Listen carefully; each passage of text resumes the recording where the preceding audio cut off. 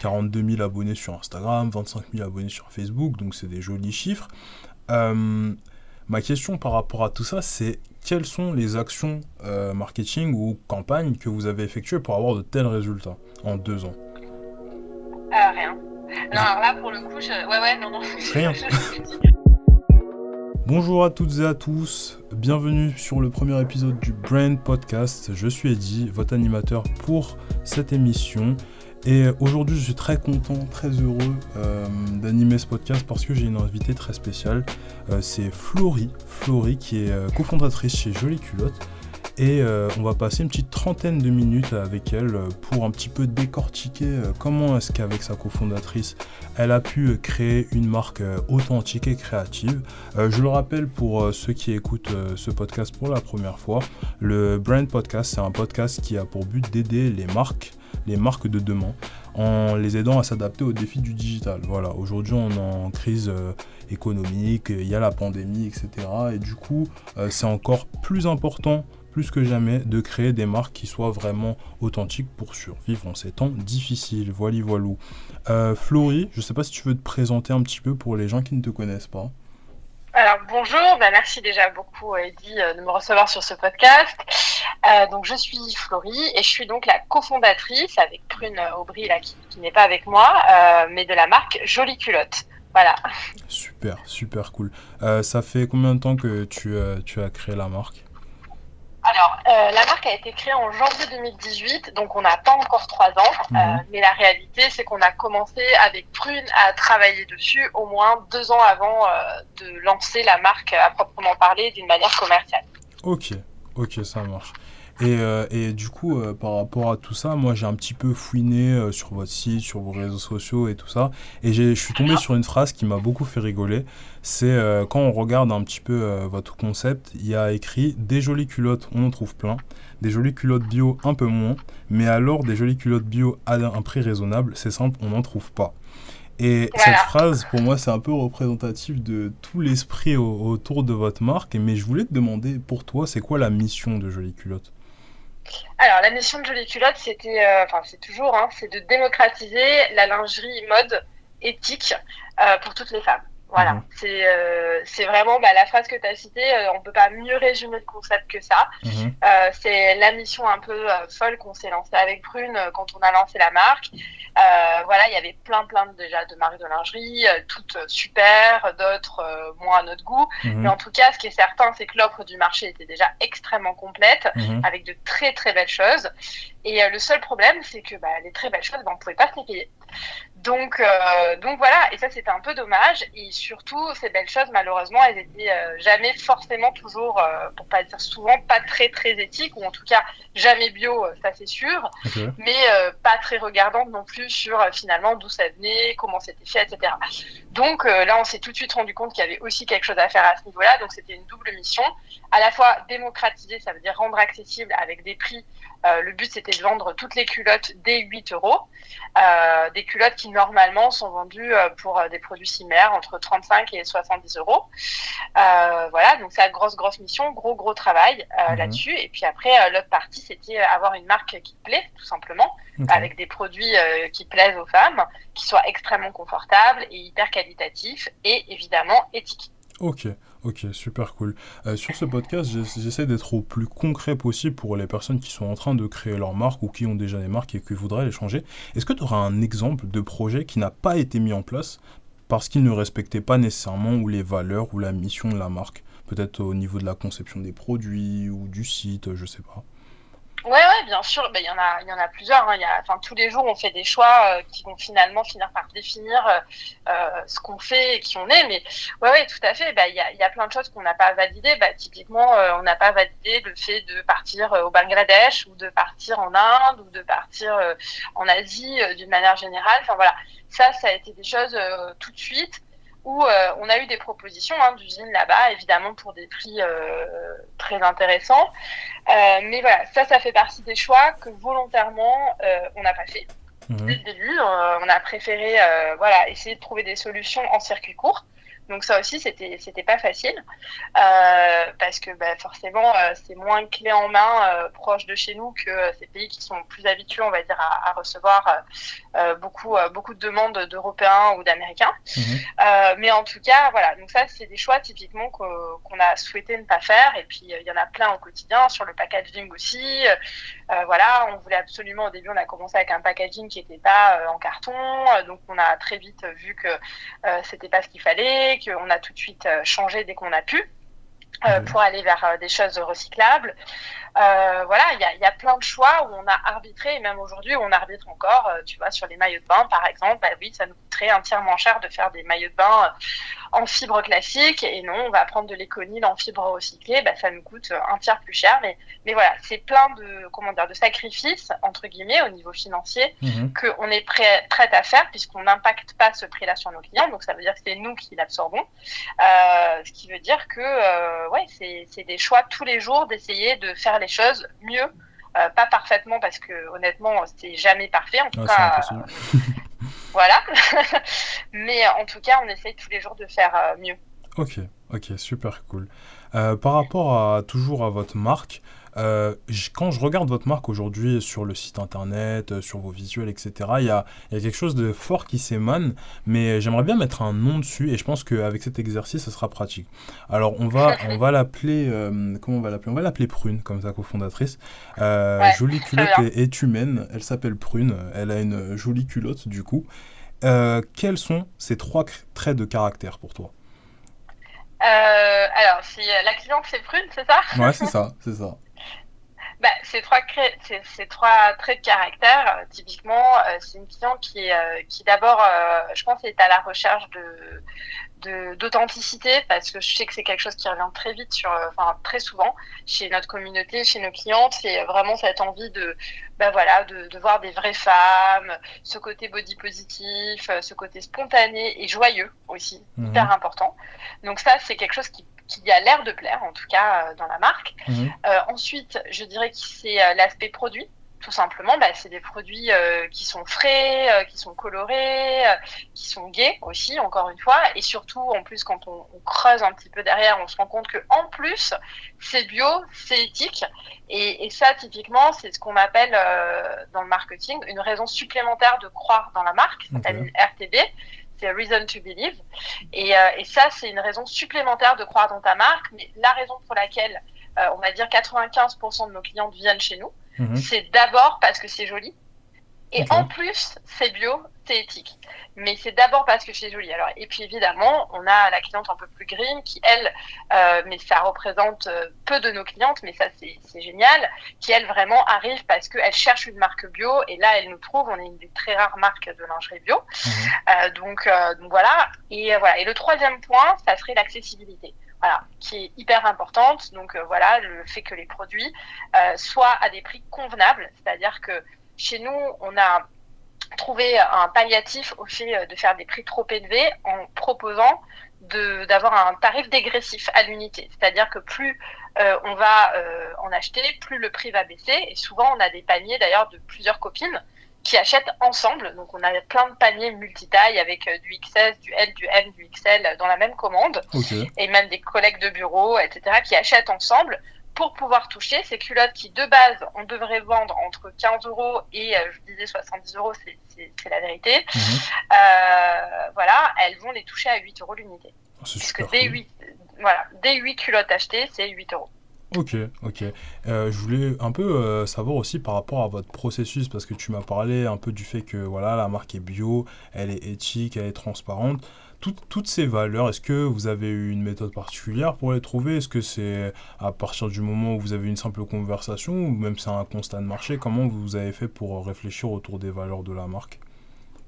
Non, honnêtement, il n'y a pas eu tant de réflexion que ça. Si tu veux, on est une génération, on appartient quand même à cette génération où c'était inimaginable pour nous de faire ça autrement. En fait, quand on l'a fait, si tu veux, c'est souvent ça, c'est du bon sens. C'est de la même manière que, tu vois, au début quand on s'est lancé, pourtant c'était il y a pas longtemps, tu vois, c'était juste il y a 3 ans, mais je me souviens, donc on avait shooté nos copines et tout ça, et on nous avait dit, mais là, vous avez mis des nanas comme ça, mais pas retouchées, c'est affreux.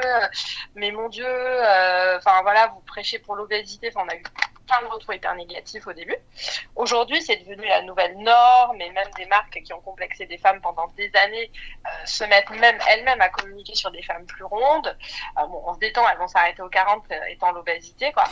mais voilà, et c'est extrêmement génial que le monde évolue dans ce sens-là. Enfin, moi, je trouve ça super. Ah, super.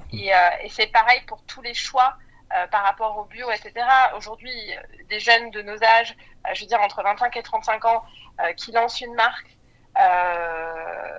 maintenant, pour moi, si tu veux, ça n'a pas de sens, quoi, de lancer un truc à l'autre bout du monde, enfin avec des produits de l'autre bout du monde, en niquant la planète, enfin tu vois, genre aujourd'hui, on sait quoi, on sait le mal que ça fait, donc voilà, c'est juste du bon sens.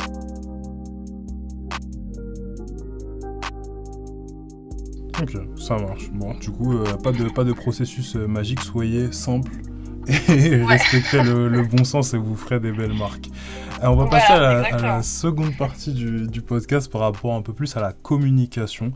Quand je vais sur votre site, je vois plein de trucs. Je vois des culottes, des brassières, des culottes menstruelles, des collants. On pourrait imaginer aussi du coup des maillots de bain, plein de choses. Pourquoi Jolie Culotte comme nom? Alors, ouais, c'est une bonne question. En fait, le Jolie Culotte, c'était l'idée de dire jolie déjà, c'était très simple, c'était dans le storytelling de la marque. On a appelé ça Jolie Culotte parce qu'à chaque fois qu'on cherchait des jolies culottes, c'était trop cher. Et que du coup, voilà, bah, forcément, par effet ricochet, bah, tu te retrouvais avec des moches culottes. Ou alors, voilà, donc tu te retrouvais avec des culottes qui restaient en solde. Donc pas forcément celle que tu aurais choisie à la base, mais bon, t'attendais les soldes pour aller entre autres chez Princess Tam Tam. Voilà, je parle d'expérience personnelle, mais voilà, il y avait aussi d'autres marques évidemment. Et ou alors t'as acheté en mode ça fait le taf chez Monoprix, les 3 culottes comme pour vous les mecs c'est pareil, les 3 caleçons qui sont vendus ensemble. T'en as toujours un qui te plaît pas ou une culotte qui te plaît pas ou deux, mais bon. Ça fait le taf, ça fonctionne, on y va, mais on n'est pas du tout dans un registre coup de cœur. Et donc voilà. Donc joli, c'était un peu pour ça. Et puis il y avait aussi le côté joli pour tout simplement le fait de bien faire les choses. Voilà, sur le côté, ben voilà, on fait les choses de la plus jolie manière qui soit, à savoir éthiquement parlant évidemment, mais puis aussi au niveau du produit, de la qualité des produits. Tous les cotons sont labellisés GOTS, qui est le plus haut niveau de qualité dans le bio. Voilà, tout ça, ça englobe le mot joli. Et puis mon culotte, parce que à la base, des bases, c'était vraiment ça l'idée. C'est qu'on s'était dit, mais vraiment, les culottes, il y a un problème, quoi. Les culottes, c'est un produit de première nécessité. Vraiment, les culottes. Mais ouais, non, mais c'est ça, mais c'est petit, mais ça coûte une blinde. Et c'est trop bizarre que ça coûte une blinde alors que c'est si petit. Donc voilà, et donc on s'est vraiment lancé là-dessus, puis on trouvait ça mignon aussi le mot culotte. Donc voilà, jolie culotte. Ok, c'est vraiment à votre image, je pense, des deux confrontatrices, c'est super stylé. Du coup, en parlant toujours de communication, on va parler un peu produit, puisque je pense que encore plus quand on est dans le digital et quand on est dans l'e-commerce, le produit c'est super important. Vous avez un produit qui est très minimaliste, hein. On ne voit pas beaucoup de logos, il n'y a pas beaucoup de branding dessus, c'est vraiment beaucoup de motifs, de couleurs, de textures. Pourquoi ce choix? Et surtout, ça a été quoi votre processus de création de vos tout premiers produits? Ouais, alors ça c'est une bonne remarque. C'est vrai qu'il y a des marques qui vont venir vraiment beaucoup se brinder. Nous pour le coup, c'est vrai que ça n'a pas été, comment dire, que ça soit Prune ou moi. D'ailleurs, on nous le reproche un peu parfois. On n'est pas du tout à se mettre trop en avant. De base, c'est pas du tout nos personnalités. Et du coup, j'avoue que nos produits, c'est un peu ça aussi.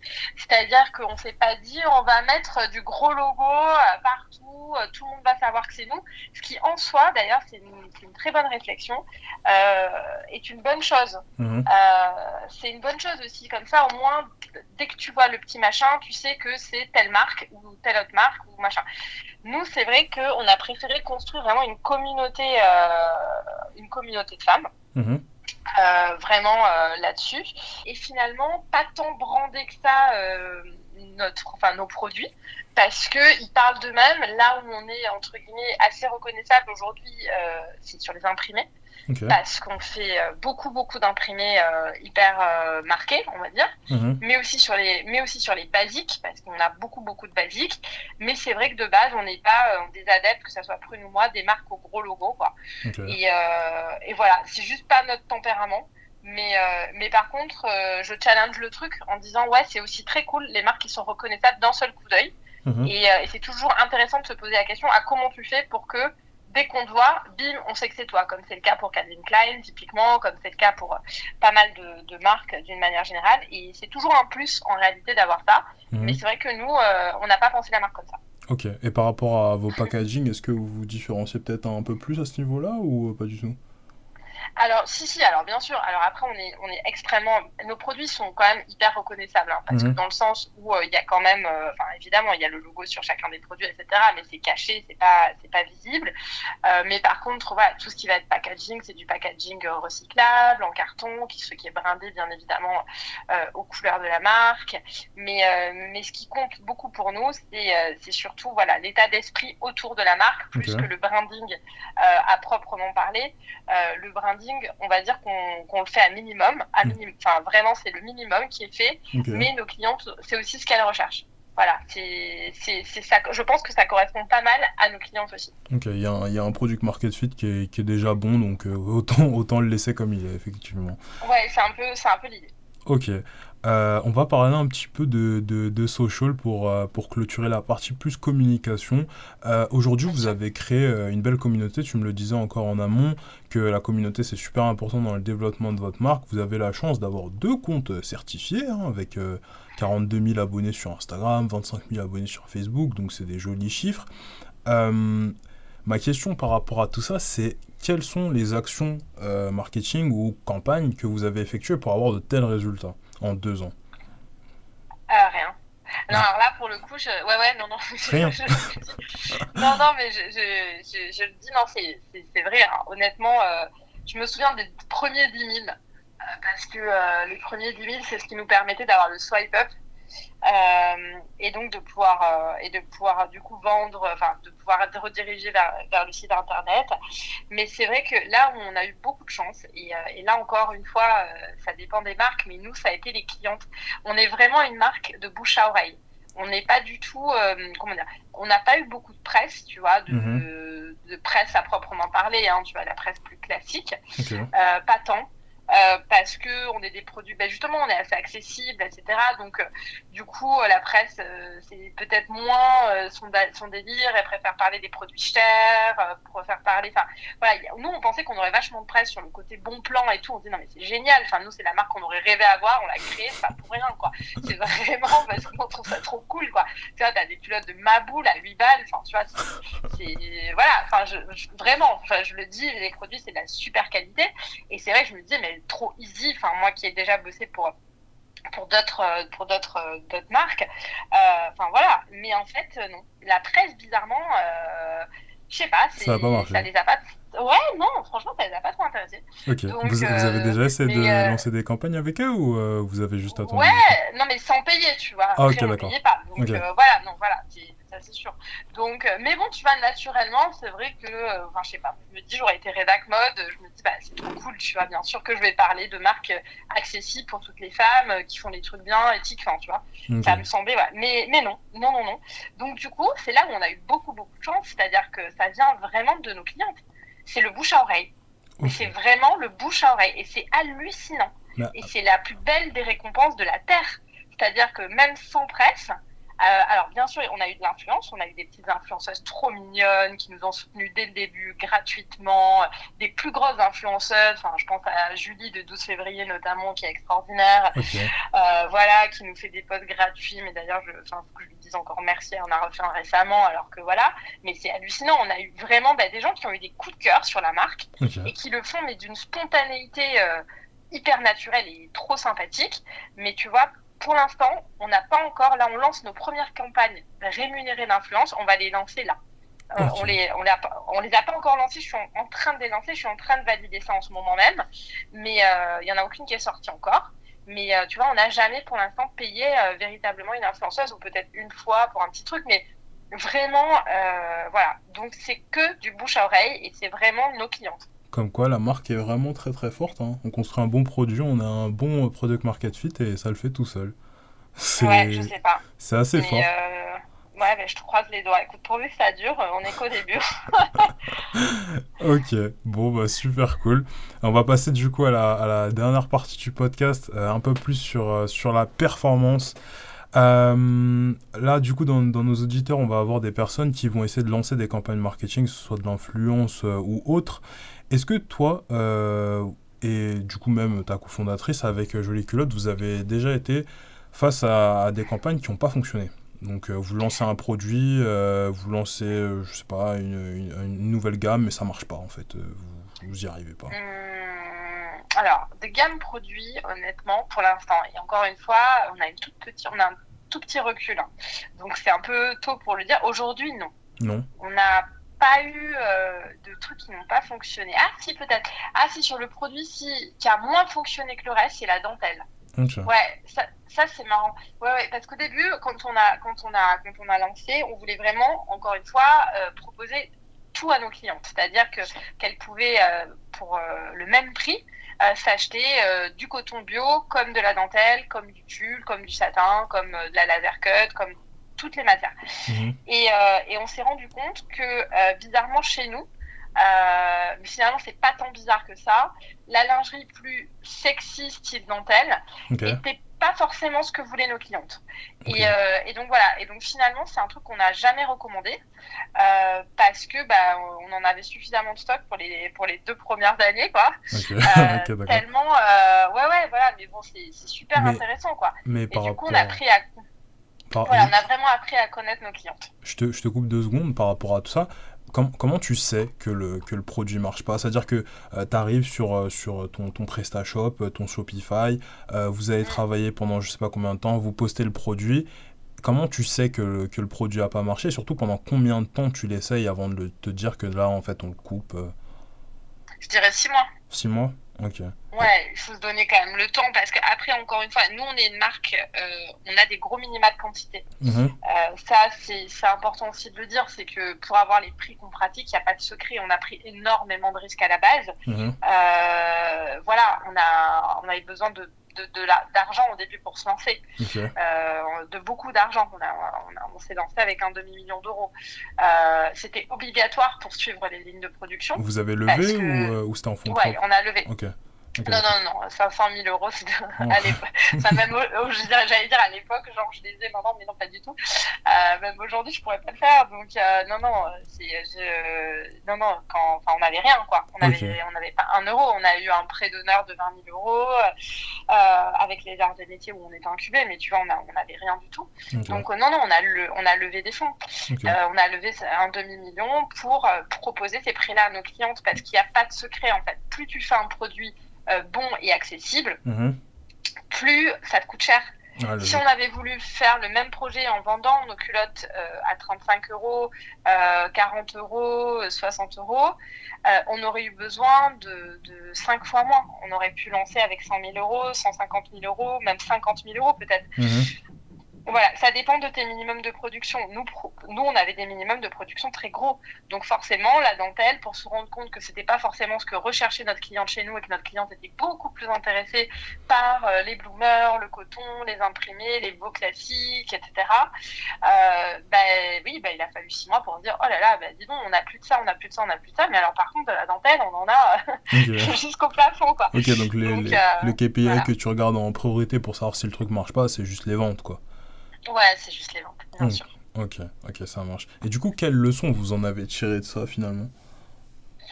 Ce qu'on se dit, c'est qu'on adapte nos collections par rapport à nos clientes. Et ça, c'est vrai que c'est un truc qu'on fait beaucoup aussi. On demande beaucoup à nos clientes qu'est-ce qu'elles préfèrent. Souvent, on leur pose la question d'une manière assez directe. Mhm. Tu vois, là, typiquement, on a fait des recolorations pour la brassière, etc. Et c'est nos clientes qui tranchent toujours les couleurs. Pareil pour là, on fait un sac, un beau tote bag et tout. C'est nos clientes qui ont choisi l'imprimé et puis qui ont choisi aussi la couleur du logo. Enfin, tu vois, très souvent, on s'appuie sur nos clientes qui finalement ont toujours raison. Parce que en fait la marque elle leur est 100% dédiée quoi. Ok. Donc voilà, et souvent c'est génial parce que parfois on n'est pas d'accord en plus, donc c'est génial. C'est bon, on demande et puis voilà, elles ont toujours raison, donc on suit toujours l'avis de nos clientes. Ok, bah super, on arrive au terme de notre émission. Je vais clôturer juste cette émission en te demandant un conseil pour nos auditeurs. Je sais que beaucoup veulent se lancer, veulent lancer des marques qui soient respectueuses de l'environnement, etc., etc. C'est quoi ton conseil pour une personne qui veut se lancer demain? Alors mon conseil, je pense que c'est vas-y déjà, fais-le. Parce que la pire chose qui puisse t'arriver, c'est de rien faire. Voilà. Ou en tout cas de pas essayer. Donc ça, c'est mon premier conseil. Mon deuxième conseil, c'est si tu as une idée, surtout parle-en autour de toi. Mhm. Parce que je sais que ça, c'est un truc que je dis souvent, mais c'est hyper important. On a peur parfois, certains entrepreneurs ont peur de parler de leur idée. Parce que au cas où on ne sait jamais, mais en fait la réalité c'est que juste il y a personne au monde qui a ni le temps ni l'envie de te piquer ton idée pour faire exactement la même chose que toi au même moment. Donc en fait ça c'est un risque de 1 sur 1 milliard, alors que si tu parles de ton idée justement c'est ça qui va te faire grandir à fond, et tu vas voir très vite si ton idée, il y a plein de gens qui disent putain c'est trop cool, ah ouais ça serait génial, ou alors si tu fais un peu flop, ça veut dire que t'es pas complètement au bon endroit, donc il faut rebosser. Et ça, je pense que c'est le meilleur conseil qu'on puisse donner avec Prune. Je sais qu'elle est d'accord avec moi là-dessus. Mhm. C'est vraiment de confronter ses idées à fond avec le maximum de personnes possible. Ok, bah super, ça va être le mot de la fin. Voilà. Merci Florie pour ton temps. Où est-ce qu'on peut te retrouver du coup? Écoute, on peut me retrouver très simplement dans les lives Instagram qu'on fait toutes les 2 semaines sur le compte Jolie Culotte, Ok. d'une manière hyper directe. Mhm. Et puis sinon, d'une manière un peu plus indirecte, vous pouvez adresser tous les mails que je recevrai évidemment sur l'adresse bonjour@jolieculotte.com. Ok, super cool. Bon bah voilà qui clôture le premier épisode du Brain Podcast. Pour les gens qui sont encore là, n'hésitez pas à liker la vidéo si vous la regardez sur YouTube, à nous mettre 5 étoiles sur Spotify ou Apple Podcast si vous nous regardez. Ça aide beaucoup à faire connaître l'émission. Et puis moi je vous dis à un prochain podcast. Salut Florie. Au revoir, merci beaucoup.